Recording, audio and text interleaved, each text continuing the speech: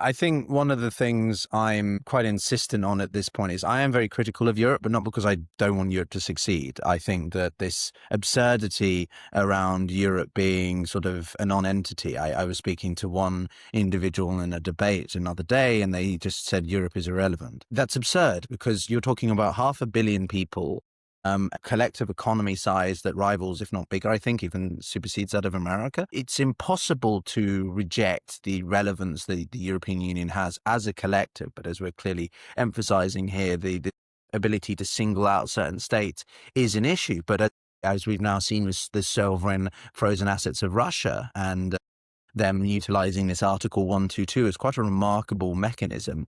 What's your thoughts Yes. there? Can you see Europe doing more of that, really sticking its chest out, if you like, to push back in 26 and stand up for Well, itself more? this is, I think, the moment of truth. And again, very much the theme of my most recent column. If you're under attack, Europe, as it is now, is an attempt to marry the reality of Europe as an assemblage of states, which have their own histories, which to some significant degree can be viewed as national, though it's much more complicated. You start going through the histories of all the so-called nation states of Europe, but they have certain things that make them feel like nation states. Well, is the US a nation state? Hardly. The big question, look at it now, look at its history. But leave that aside, the nation state side is real. But after the war, well, 2 world wars, which were, from this perspective, catastrophe, and from my perspective, was a civil war in some profound ways,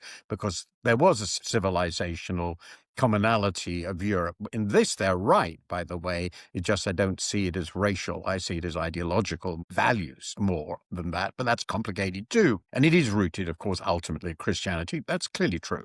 But the point is, given that these devastating wars led to nothing but disaster and horror, the Europeans decided of their own, but with American support, crucial to remember that if they united, they could overcome the wars. That was what the coal and steel community of 49 was about, that they could become more prosperous, which they certainly did. They had immense economic progress in the post-war period, particularly the first 3 decades or so after the Second World War.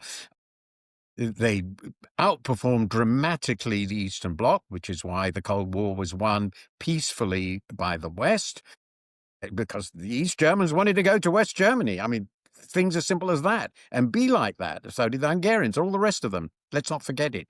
So they built up a union which allowed them to do certain things together, economics and so forth, and certain things, most things they continue to do at the nation state level. That's the great achievement. And what we are now talking about is how this works in a world where the US is hostile, not friendly, and where Russia is resurgent. I mean, at least militarily, it seems threatening. And how does Europe then act collectively in these very different contexts when it can't simply rely on following US leadership? And that's, I think, the moment we've reached. And the Europeans have a question: can we act on our own effectively? And that means act cooperatively among nation states. It's never going to be a unitary state. That's completely obvious. Not even something like the United States of America. It'll be much looser confederation. But can they act collectively? And as you say, that what they've been deciding recently suggests maybe they can.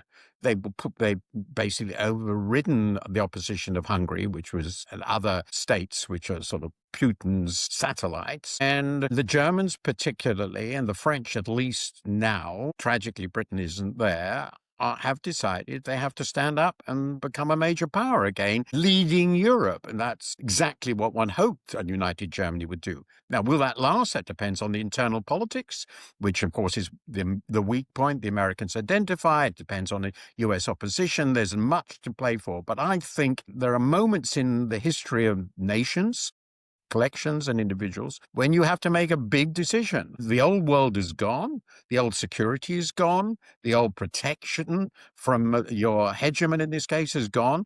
So do you crumble into a little ball and let everybody ride over you? Or do you get together and say, we are in a powerful association of nations. We share common interests in the peace, stability, and freedom of our peoples and our countries, and we're going to defend it. And at the moment, I'm a little optimistic that the latter is what's going to happen. And that might also lead them to do a lot of the reforms they have to do, which we know about economically in the Draghi report and letter reports. Because if they don't do now, they are really, really in trouble. And sometimes, as Monet famously said, Europe is born in crisis. Well, this is a big crisis. It is. And I think, well, I've got a couple of things I'd say to that. I am cautiously optimistic.